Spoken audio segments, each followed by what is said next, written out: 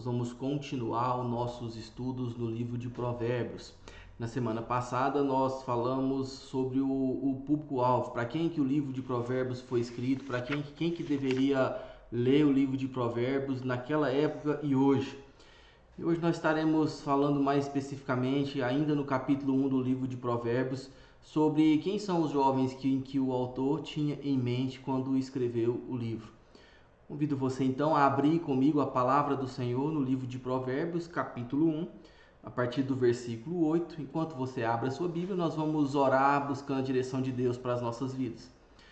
Senhor Deus, em nome de Jesus, nós precisamos muito do Senhor. Nós não somos capazes, ó Deus, de absorver a Tua palavra, nem, ó Deus, de entender aquilo que vem diretamente do Senhor, sem o direcionamento e a instrução do Teu Espírito Santo. Por isso nós pedimos, ó Deus, que o Teu Espírito Santo nos ilumine, que aquiete o nosso coração e fale ao coração de cada um poderosamente. Em nome de Jesus. Amém e amém. Provérbios capítulo 1, nós vamos ler do versículo 8 ao versículo 10 e depois o versículo 15. E nas suas leituras você pode depois fazer a leitura de todo o texto, versículo 8 até o versículo 19. Vamos ler então. Provérbios capítulo 1. A partir do versículo 8, nos diz assim: Filho meu, ouve o ensino do teu pai e não deixes a instrução de tua mãe, porque são diademas de graça para a tua cabeça e colares para o teu pescoço. Filho meu, se os pecadores querem seduzir-te, não consintas. Versículo 15. Filho meu, não te ponhas a caminho com eles, guarda das suas veredas os pés. Amém. Quando o livro de Provérbios faz a referência ao jovem, quem realmente é aquele jovem que o livro propõe alcançar?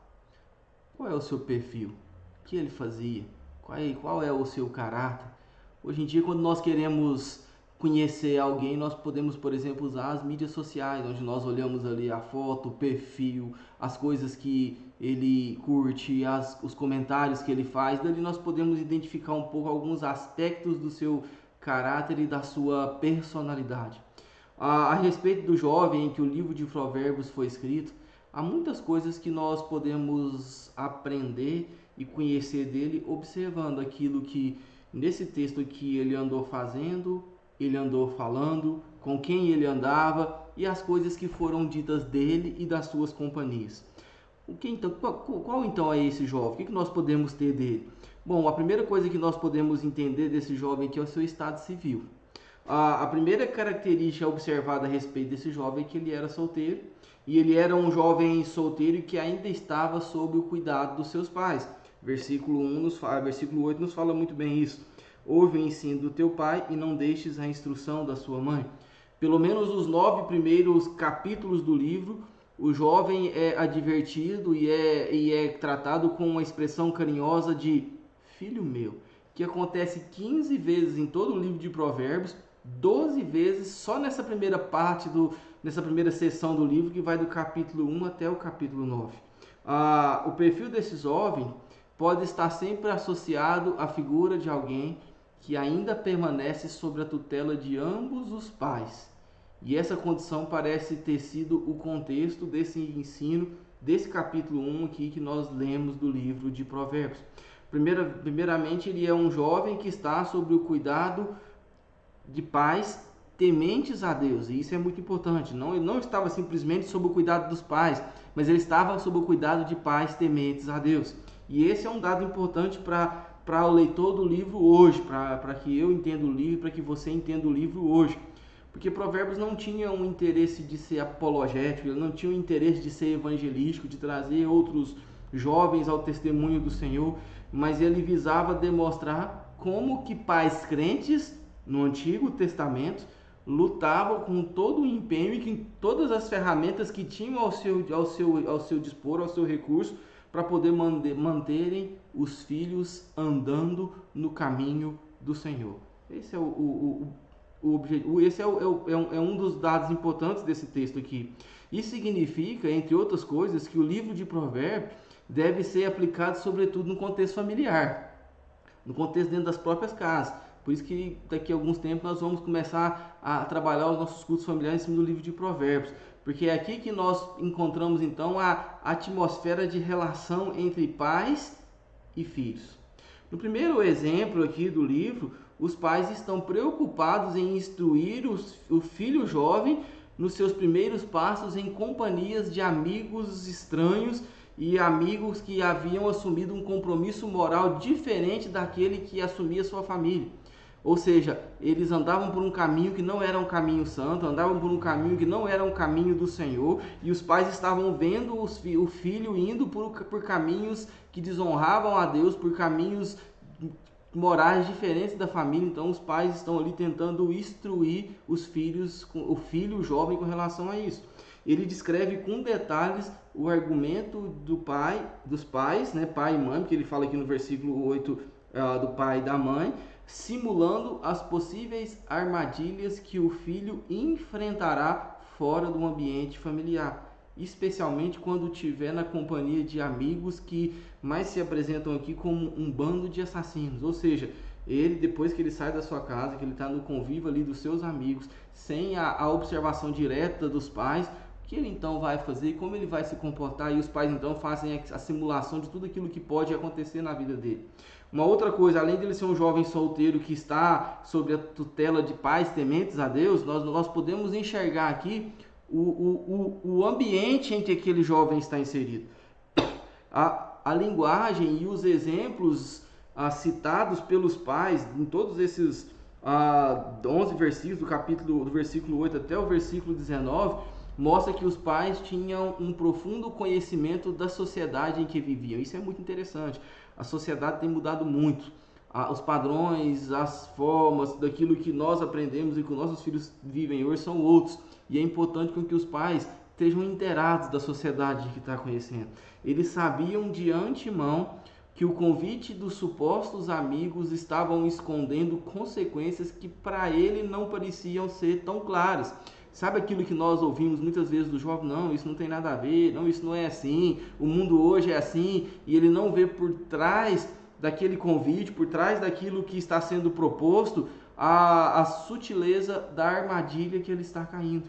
No cenário aqui simulado pelos pais, os amigos pecadores tentarão seduzir o jovem que ainda está sob a tutela paterna para envolver-nos em coisas que trariam consequências não só naquele momento, mas em consequências em toda a sua vida adulta. E assim os pais então descrevem as propostas dos possíveis companheiros de seu filho, exatamente porque eles conhecem muito bem a sociedade em que eles vivem. Eles estavam falando aqui de um crime hediondo. E eles estavam mostrando o que esse crime iria trazer de consequência para aqueles filhos para aquele filho, e eles estavam mostrando a forma sutil como aquele convite estava sendo feito. As admoestações nessa sessão pressupõem mostrar um convite de um bando de pecadores que podem até a princípio parecer atrativo, principalmente por causa da sensação de aventura que está contido nisso. Nós sabemos que os jovens eles gostam de aventura. Todavia, a missão dos pais aqui é mostrar que essa aventura, que eles na verdade chamam de diversão, ela poderia realmente ser considerado como um mal e não como uma aventura, já que armar ciladas para roubar e matar pessoas inocentes e tomar posse daquilo que não é seu, que era o que eles estavam propondo aqui, um crime, eles estavam propondo praticamente um latrocínio, que era um roubo acompanhado de morte. Isso não é algo bom, isso não é uma aventura, isso na verdade é algo mal, é um pecado, é um crime, e os pais tinham então que mostrar isso para eles, desvendar isso daquele jovem, mostrando que isso não é uma aventura, na verdade isso é algo muito mal que está sendo feito.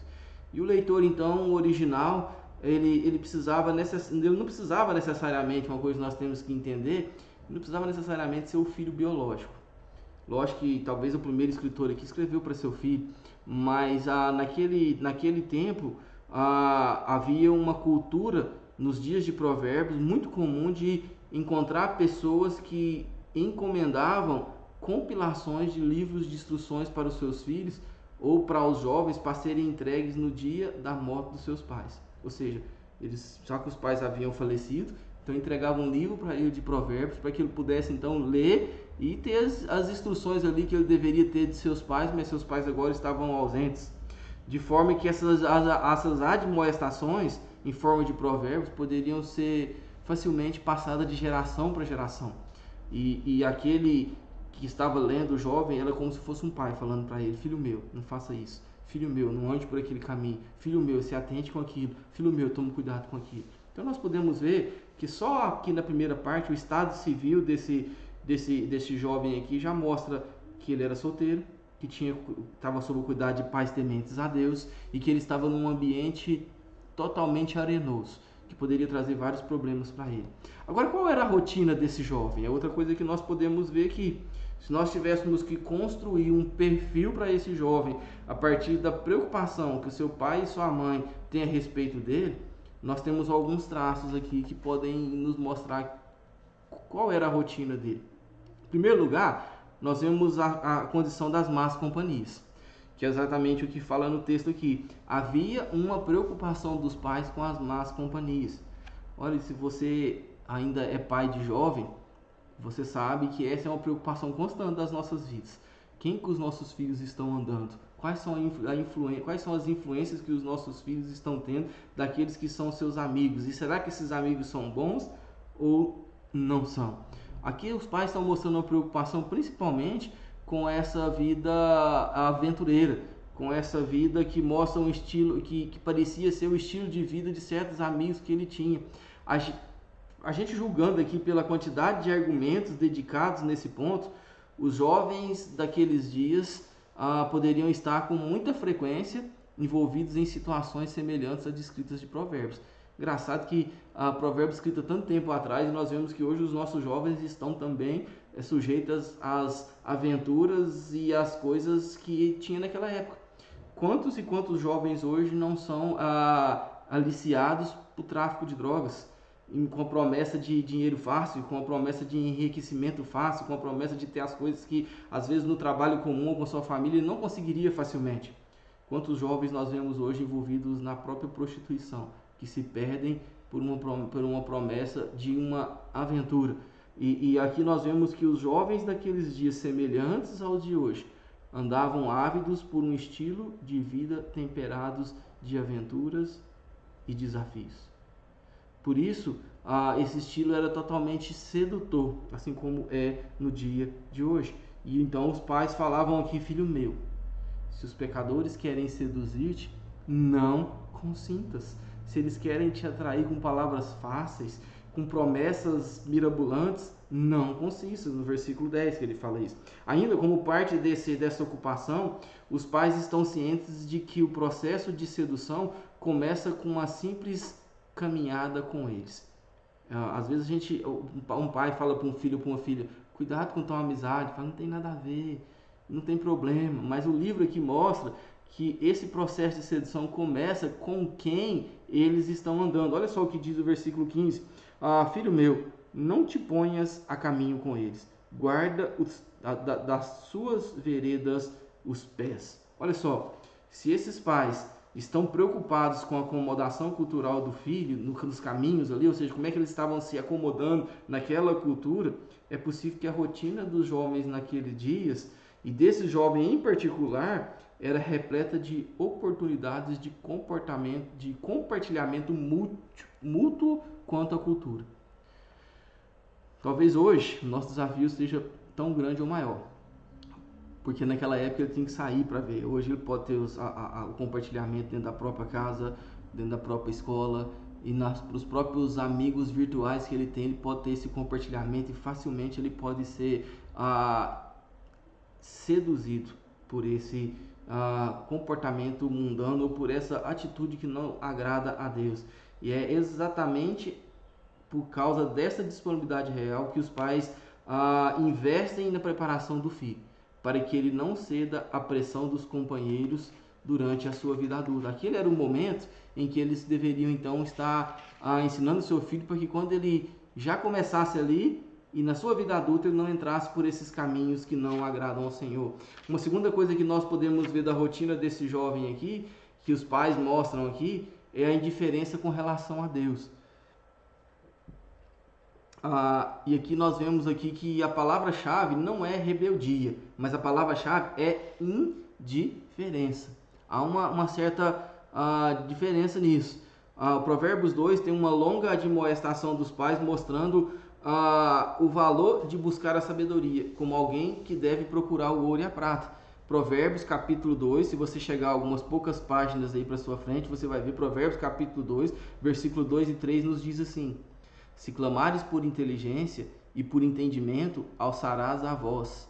Se buscardes a sabedoria como a prata e como tesouros escondidos a procurares, então entenderás o temor do Senhor e acharás conhecimento em Deus. A preocupação dos pais naquela época era legítima, assim como é de hoje. A indiferença diante dos mandamentos do Senhor é vista na sociedade com relação ao temor do Senhor. Na verdade, a sociedade prefere prata e ouro do que o temor do Senhor. Por quê? Porque o jovem hoje olhando, o adulto inclusive hoje olhando, eles não acreditam que o conhecimento e a sabedoria vinda de Deus podem ser relevantes ou podem fazer alguma diferença no seu dia a dia. Por isso que a palavra-chave não é rebeldia, mas é indiferença. O jovem olhando para a sabedoria do Senhor, olhando para o conhecimento do Senhor, ele não acha relevante para o seu tempo. Ele não acha relevante para a sua vida. Ele acha arcaico, ele acha quadrado, ele acha ultrapassado. Então ele prefere não buscar a sabedoria do Senhor. E os pais simplesmente não percebem a necessidade, os jovens, simplesmente não percebem a necessidade de buscar a sabedoria do Senhor. E essa era uma das outras coisas do perfil desse jovem ou da rotina desse jovem que nós poderíamos olhar, a indiferença com relação a Deus.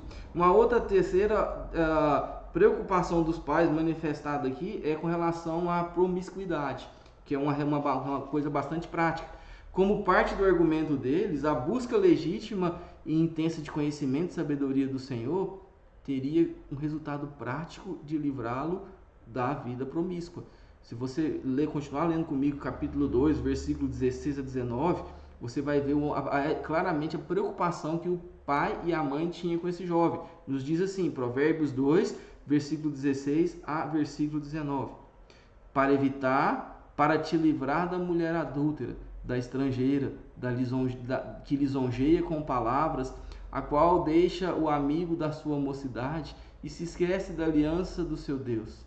Porque a sua casa se inclina para a morte e as suas veredas para o reino das sombras da morte. Todos os que se dirigem a essa mulher não voltarão e não atinarão com as veredas dela. Olha só a instrução. Não só os pais veem que isso era um risco eminente para o filho, como eles também apontam aqui o problema que se ia trazer para os filhos. Mexer com uma mulher adúltera que traria morte, traria uma armadilha para aquele jovem. Do ponto de vista dos pais, a rotina da sociedade em que seu filho está inserido inclui um envolvimento com esse tipo de mulher. O que não é muito diferente da nossa sociedade de hoje, onde os compromissos estão sendo destruídos, onde o casamento não tem, se naquela época já tinha esse problema, hoje o casamento não tem solidez. Hoje o que vale é a aventura. Então o risco ainda continua eminente. Em quarto lugar, o livro também nos mostra a preocupação dos pais e admoestam o filho aqui com relação ao endividamento. Principalmente capítulo 6, versículo 1 ao versículo 5. Tá vendo como que o livro de Provérbios ele é tão atual e tão pertinente aos nossos dias de hoje? O assunto aqui é abordado não na perspectiva do filho contrair dívidas, o que de fato poderia acontecer e acontece hoje, mas está sendo abordado no sentido dele ser fiador de alguém. O problema é que a dívida inicialmente ligada no sentido de se tornar fiança, logo poderia se transformar numa dívida real. Nós sabemos que quando alguém se torna fiador de alguma pessoa em aluguel ou na compra de alguma coisa, se a pessoa não pagar, ela paga. E naquela época ainda tinha um agravante, que quando alguém se tornava fiador e não tinha condição de pagar, ele poderia literalmente se tornar escravo no lugar do outro para pagar aquela dívida. Então, o que os pais estão dizendo é assim, meu filho, se você entrar por esse caminho, você pode atrapalhar a sua vida adulta inteira. Por quê? Porque você vai poder virar, inclusive, um escravo daquele senhor pelo qual você se tornou um fiador. Olha que coisa forte, né? Quantas vezes a gente, os pais mais poucos mais maduros, olham os filhos indo por um caminho que eles veem, olha, esse caminho é caminho de perdição. E o filho parece que não está enxergando aquilo. Na sociedade daqueles dias, o problema do consumismo era real. E os pais sabiam disso. Será que hoje é diferente? Penso que às vezes hoje seja maior ainda.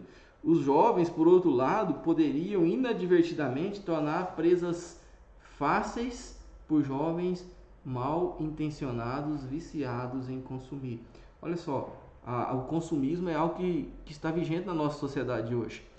O jovem quer cada vez o celular mais novo para se apresentar para os amigos, querem cada vez as roupas de marcas mais bonitas. O iPhone tem que ser o de última geração, não pode ser um Android simples. A roupa tem que ser da marca, não pode ser uma roupa feita na própria casa. Por quê? Porque isso cria status, mas isso muitas vezes acaba enredando o jovem em dívidas e levando toda a família junto naquelas dívidas. Olha só a preocupação que os pais tinham. Se o filho se tornasse um fiador de alguém, as consequências iriam atingir toda a família, começando pelos próprios pais. Porque se os pais quisessem então livrar o filho de pagar aquela dívida, tinha que ir lá pagar aquela dívida. E quantas dívidas hoje os pais pagam para os filhos? Estão endividados, a família está quebrada, pagando dívidas para os filhos. Em quinto lugar, uma outra preocupação que, embora legítima e séria, era em menor proporção, era quanto à preguiça. A gente vê falando aqui, os pais falando, vai ter que formiga, ó preguiçoso e outras coisas, né, falando, e mostra aqui que o testemunho dos pais seriam totalmente abalados por causa da preguiça do filho. E isso também traria flagelos, segundo a concepção daquela época, a toda a sociedade. Por quê? Porque naquela época a preguiça estava associada à pobreza.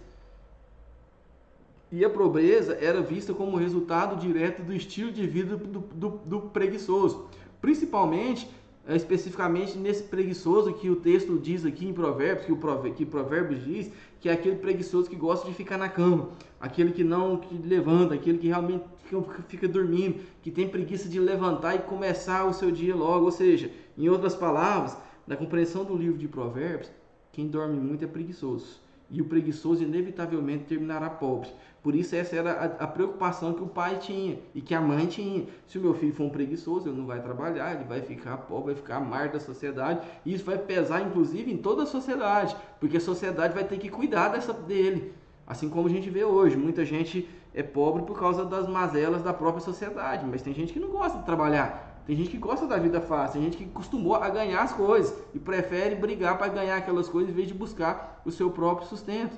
Dessa forma, a rotina aqui do livro de Provérbios procura instruir a esse jovem para que ele não tenha uma vida ociosa, o que é um tema perfeitamente relevante para a nossa sociedade hoje. O jovem quer passar no vestibular, mas não quer estudar, quer ter dinheiro, mas não quer trabalhar, quer ter sua roupa de marca, seu sapato de marca, sua bicicleta, sua moto, mas não quer correr atrás dos seus estudos e de estudar para poder conseguir aquilo, que é a maneira mais fácil. E quando ele entra na sociedade, então ele aprende que o governo tem que dar isso para ele, que a água não pode cobrar, que a energia não pode cobrar, que ele tem que ganhar a cesta. Por quê? Porque é mais fácil, ele aprendeu a ser assim.